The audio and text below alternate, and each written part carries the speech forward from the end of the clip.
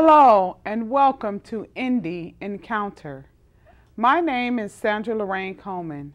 The mission of our show is to give independent performers and artists access to as wide an audience as possible and to give you, our viewers, a window into their art, their artistic process, and why they have chosen their particular avenue to connect with the world. All art is about communication and connection. Rhythm spoken righteously, smooth sound like beautiful brown skin, blended brilliance in a Renaissance man. Let's meet today's indie artist, Khatib Shakur. Welcome. Thank you, I appreciate it. Welcome. I've been trying to get you here. Yes, ma'am. You're here, yes. And I just want to say thank you. Well, thank you for having me. You are so welcome. And you as well do a show of your own. It's a radio show over the internet. Tell us a little bit about that. Well, it's Urban Soul Radio. My show in particular is a show where I bring artists in and let them perform.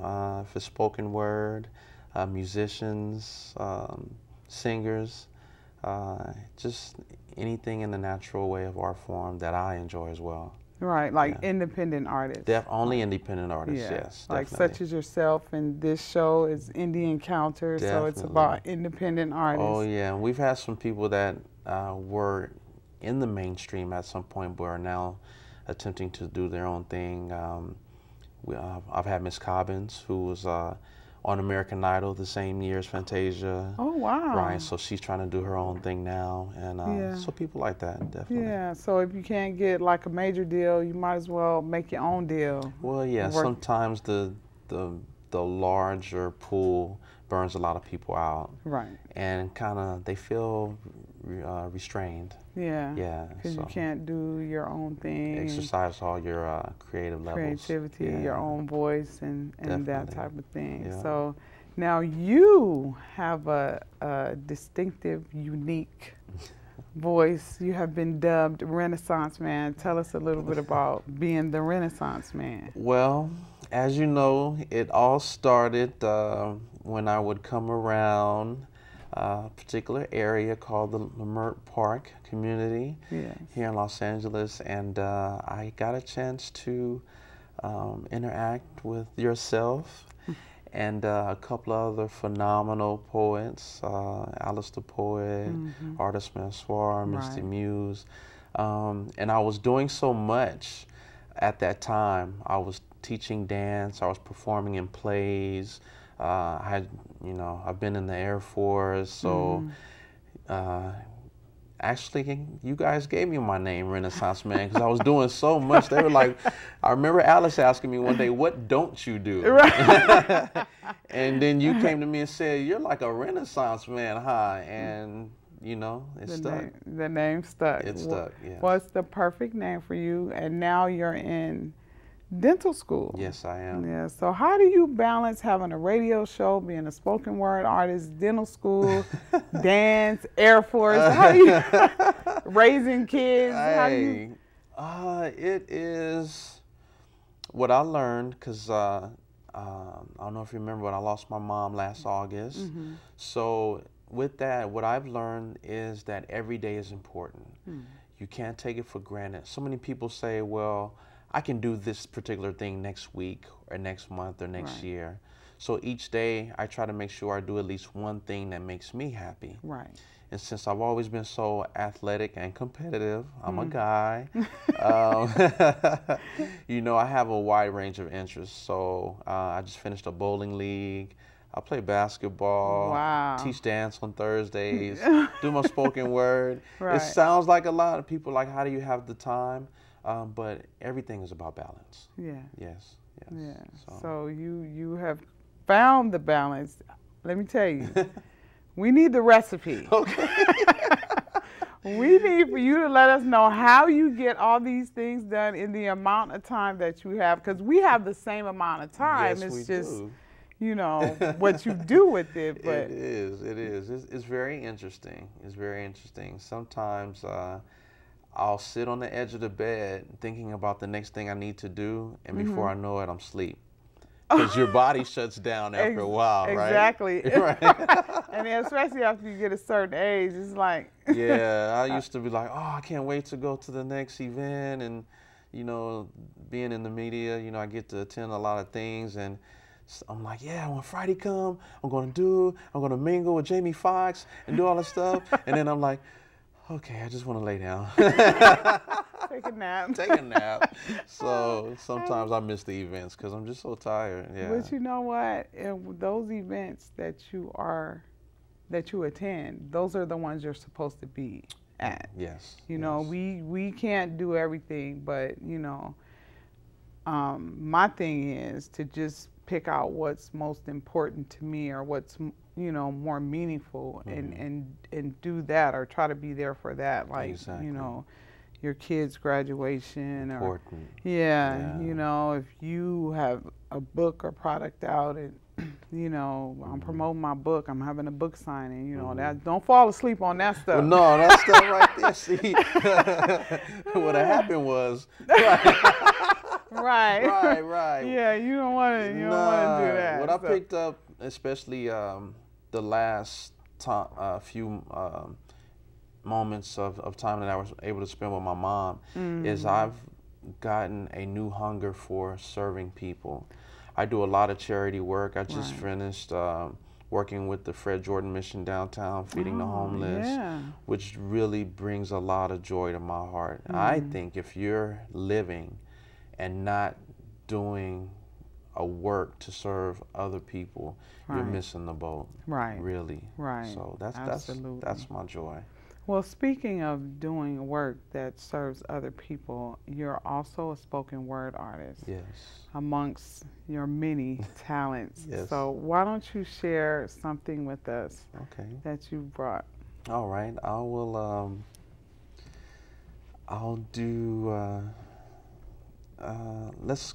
do one that gets a lot of requests. Okay. As you know, I'm a bit of a hopeless romantic, so yes. Right. I'll do this piece. It's called.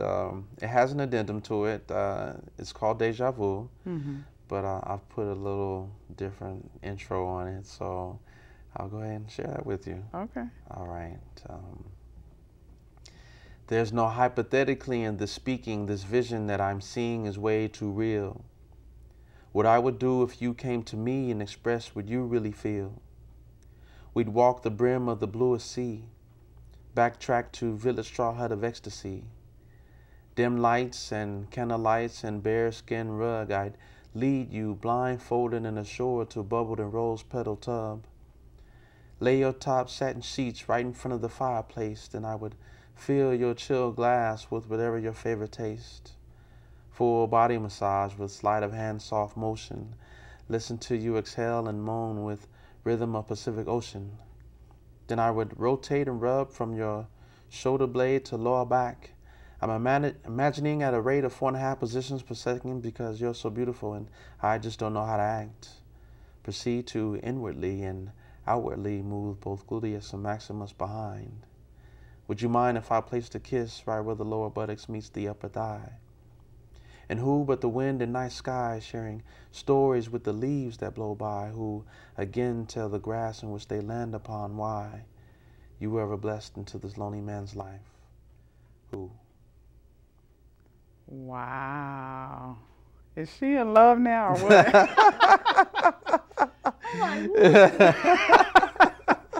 That was hot. Thank you. I appreciate that. That was hot. But you are the hopeless romantic. Yes, I am. And so when you, like you said, I'm sure I can already see every time you walk in, oh, I'm having to do that poem, Deja Vu. Right, so, right, yeah, a lot of requests. Yeah, yeah. And I, totally understandable. So the writing process and you writing things, poems like that, what's your, I know you said you're a hopeless romantic, but what's the process that? Well, with me, it's funny because I look at certain shows and I listen to how people who write music and producers speak about their creative process. And I've found that mine really mimics a lot of those. Rodney Jerkins and people like that, Alicia Keys. With me, I always think of a title first, and then I'll write the body of the piece to supplement or attach itself to the title. So the title helps give me a theme of the poem. Okay. So I'll write down a couple of titles and just go at it. I know that's right. Yeah. Yeah, that sounds like a good process because I'll get like a line, you know, not necessarily a title. You know, I mean, my brain is funny, Right. because sometimes I'll get a title and it might be one word or a phrase, and then sometimes I'll get this whole poem and I'll read the poem like 50 times and what am I going to call it? Oh, yeah. You know? See, that's the hard part there. Yeah. Right. Yeah. So that yours is pretty structured and pretty, you know. Now, what's your inspiration? What do you draw from? Because I know it's different for a lot of people. You know, with me, it's really about, I'm a pretty emotional person, sensitive on some levels, which is... Wait, say that again. I got to say that on TV? Yep. But I'm a man. Yeah, I believe you. Right. I am very sensitive on some levels, which is, you know, spent a lot of time with my grandmother when I was younger. And, but I think for me, it just comes from my life experience. Okay. You know, which you get a lot of people, but I'll also feed off of people that are close to me and hearing them tell their stories to me, and wanting to be an advocate for them, so to speak. So I'll write on their behalf. Right. Because I have some people who will be able to share things with me verbally, but they're not very good at writing things down. So I'll go ahead and champion that for them. Right. So you're the voice of those who may not necessarily know how to communicate their story to like larger audiences. They can communicate it to you. Oh, yeah. I've written wedding vows for people. I did that for a while where people would pay me to write their wedding vows. So I would sit and talk to them and they would tell me how they felt about the person. Right. And I would put it in a poem. Wow. And that was a very exciting journey for me. I'll bet. Yeah. But that's awesome. Yeah. Wedding vows. Yeah, very. You know, sacred. Man, I'm like, people still get married? Okay, all right, I'll help you. What's the world coming to? I know that, right? Right. But that's good, though, that people would take, you know, your creativity, you know, like you share with them, and they share with you what they're feeling, and you expand it. Definitely. And then they're able to, you know, stand across from one another or next to one another and just, wow, that is awesome. I read, the first time I did it was a best friend of one of my good friends from high school. And he had told the guy that I do poetry. I talked to him on the phone. It took me one day to write the piece. Wow. I read it to him over the phone and the guy started crying. It was, that's when I knew how, because I've been doing spoken word for a while, ever since I started with you all, the Leimert Park Poets. But at that moment, that's when I knew how powerful the written word was. Right. For him to hear how he felt about the woman he was about to give the rest of his life to. Right. But those were his emotions and just my words. Right. That was awesome. And you were able to communicate what he was feeling. Definitely. And to a point where it made him emotional. Right. That's awesome. And these are two guys, so it wouldn't, right. Normally, you know, that's something maybe you will see women do amongst themselves. But I think that sentiment is universal. Right. Everyone has a mom or a sister or their first love. Yeah. And which is why I think romance is such a big part of why I create poetry. It's just the idea of that thing in that place. Right.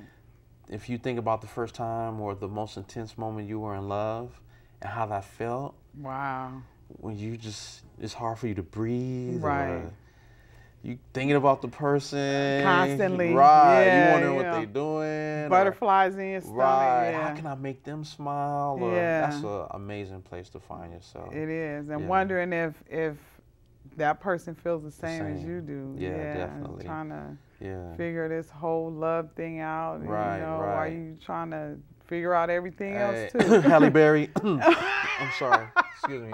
My allergies. Yeah, right. Why don't you share another piece with us? I will. I'll definitely do that. I'll do this one. It's called Speechless. I wrote this with my grandmother in mind. And just when I was younger, all the things I used to see on the streets. Okay. This world runs out at the end of the street, housed by these four corner blocks. The neighborhood park where kids once played has now fallen prey to $10 rocks. That 6-year-old who never had a chance to see the world in a more balanced light, wedged between homelessness and sex-faced men, calling on his only love all through the night. Dope spots strategically placed, positioned like factories distributing toxic waste. That only love was my mother once here, and I am the 6-year-old behind the 30-something face. I've seen my dreams just come and go, and now I'm missing the innocence that I thought I once knew. At that time, I was only 1 year short of 10. Now, what was a 9-year-old supposed to do? What was a 9-year-old supposed to do? My grandmother had taken my essence into her own, impeding my fall into trilogy's abyss. Her funeral was 19 years ago yesterday, and they say that I am a walking testimony, yet these times have left me so speechless. That's my piece. Wow. Yeah. Wow. Inspired by grandmother. Yeah, definitely. Yeah. Definitely. You know, I used to see so much, you know.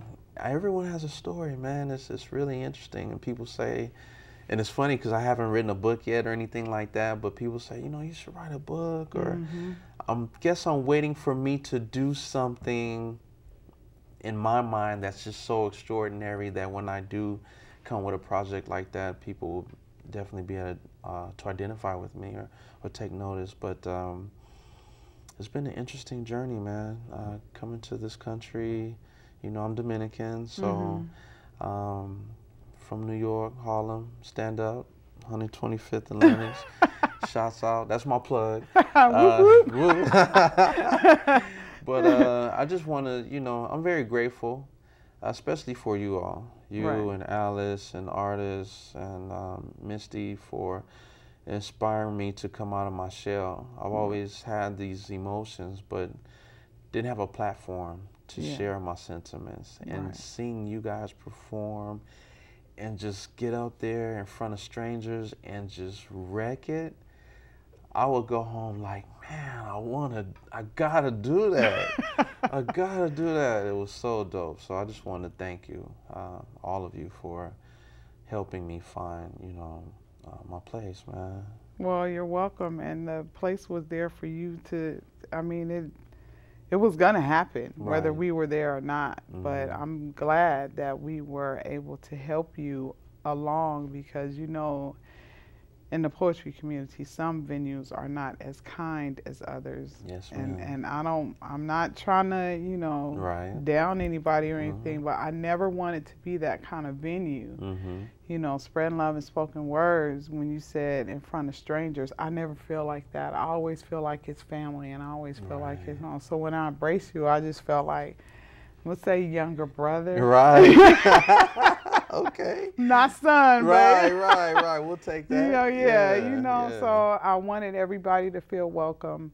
I mean, everybody has a voice and everybody is valuable. And so we need to be more inclusive instead of trying to be exclusive. I just, being around you guys, I felt like I had to bring it, like raise my game to a whole nother level. We were talking outside the studio. I remember when we put the group together, Leimert Park Poets, just rehearsals were exciting. They were. Rehearsals were so, oh man, you know, and I can't sing. Okay. I know you guys may not know that. I do a lot of things, but That's the one thing I don't really have a grasp of that I wish I did. Well, you and me both, because I can't sing either. But I'll don't tear some think. karaoke up though. I will tear it up. And I'll try. I'll be Okay. in it like little whisper, like humming Right. type stuff. Yeah, yeah. I'm gonna try to get my sing on a little bit. Yeah, But definitely. I always say God knew what He was doing when He didn't give me a singing voice, because I would have been a hot mess. Me too. Right. I'd have been on the roof serenading everybody. You don't even know. You couldn't. My head will Shut probably. me up. I know, right? Yeah. Right. So it's okay, but we do. We have our voice. Yes, we do. And we have our spoken word, Yes, and that's we our do. music and our songs. It is. So, It really is. We're not. We haven't been cheated. We're giving it in a different way. Right. Yeah. Because there's some things people, and it's the I guess the grass being greener on the other side of the fence kind of thing. Right. I can't sing, but I know people who can sing, but wish they could write. Right. Or wish they could dance. Right. So Right. it's a balance. Yeah. Now, what kind of dance do you teach? Salsa, and my love is Chicago stepping. Oh, what? Really? I guess that in. That's some grown and sexy stuff right there. Okay. Yes. Now, where do you teach? There's a studio in Long Beach. Okay. On Thursday nights. The whole thing is run by Brother Brian. Mm-hmm. He's from Chicago, and we start out at the Hollywood Park Casino. When I first started about 3 years ago, I was at this place on Wilshire called the Conga Room. Mm-hmm. Jennifer Lopez used to own it. And I saw these brothers dancing. And they were dancing together, but it didn't look awkward. But they were dressed. They had their suits on. What? They were twirling each other around. Mm-hmm. And I went up to the brother. I said, and the women were just blown away. And since I'm a hopeless romantic, and the women were taking notice, I told the brother, you got to teach me that. I've been doing it ever since. Oh, that's funny. Yeah, because in stepping, the man controls. Yeah. I saw this guy dance with 4 women at once, and it was so smooth. And you like that, don't you? Oh, that was amazing. I mean, for the art form. Right.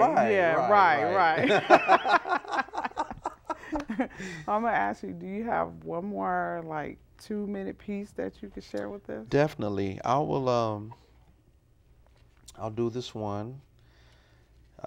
It's called Mama's Boy. Okay. I wrote it in memory of my mom. Mm-hmm. And this is one of only 2 pieces that I haven't memorized because each time that I present it, I like for it to be as fresh for me as it is for those who are listening to it. Mm-hmm. So this is Mama's Boy. I love you in a place where there lies no space or time. I love you for my life, you're a friend of mine. And when my life is over, remember when we were together.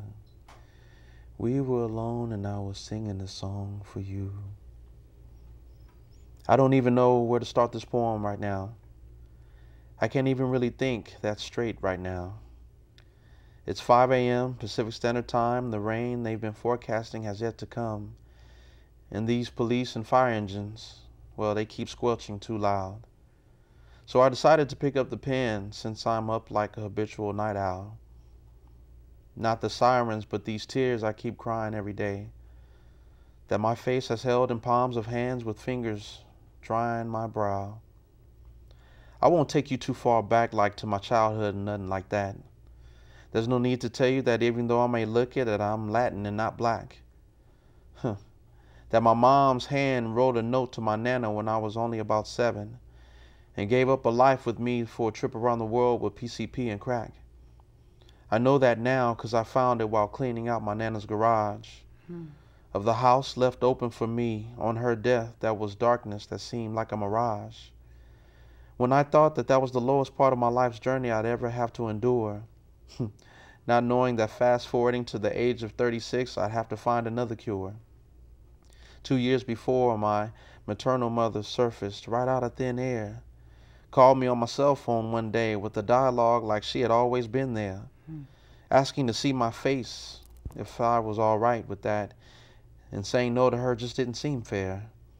I always wondered what that moment would be like one day, or if I'd even care.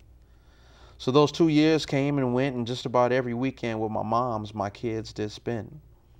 Times were hard, false career promises, and six-figure student loans and pockets filled with lint. I still made sure moms knew she wasn't or didn't waste her life by giving me my own. Drove down the Skid Row one night in the pouring rain looking for her, down there where the homeless roam. Couldn't sleep at all for some reason, just with the thought of her laying on some concrete like that all alone.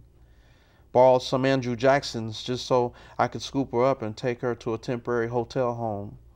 Fast forward, we got her on her feet, on her own spot. A pot to piss and a window to show. She started going to church and keeping her head above water, and checked her sorrows at the door. Went through all her rehab, told me that this time she loved me and how she didn't need that stuff anymore. All this from a woman who battled her entire life. Yet from the outside looking in, she wouldn't even know. But y'all know what's up. It would be the way life goes when the Lord wants to show his will be done. Went to pick up Mama to pick her up to eat before her 57th birthday to enjoy a little bit of that California sun. The neighbor's neighbor told me upon my arrival that Mom's had been in the hospital for at least 2.5 days. I tracked her down after a few calls, went to the ICU. Jane Doe was her tag, machines going all kind of different ways. 6 months she laid, attached to a respirator, no matter how many prayers to God above I would send. I never knew that the last time I spoke to her would be the last time I'd speak to my mother and best friend. What profiteth the man if he gains the entire world, yet loses his own soul? And what else can you do but cry when you give your remains as ashes to be poured into a square urn bowl? And what else can you do but lie when the sorrow becomes those chains that bind you in an emotional cold? I wish she was still here, 'cause I've made some mistakes that only a mom can love you through till I'm old. My siblings are actually my cousins, and I call my parents, but they're actually my aunt and uncle that always bring me joy. Thank you, God, for those who loved me for over these years, 'cause now I'll always be a mama's boy. That's my piece, y'all. Wow, thank you. Yeah. Thank you very much. This has been Indie Encounter, a journey into the world of the independent creators of art and artistic communication. I want to thank today's guest, Khatib Shakur, for sharing his artistic vision, voice, and thoughts. If you want to find out more about today's guest, check him out on the web at www.urbansoulradio1025.fm. Check out our website here at PasadenaCommunityNetwork.com and select the Arroyo channel. You may also check out my website, markwilsonjordan.com or oneformark.com for additional contact information. Thanks to our director, Lilia Fernandez-Gaspar, and crew for making this show possible. Thanks to all of you. We hope to see you here again when we embark on another Indie Encounter.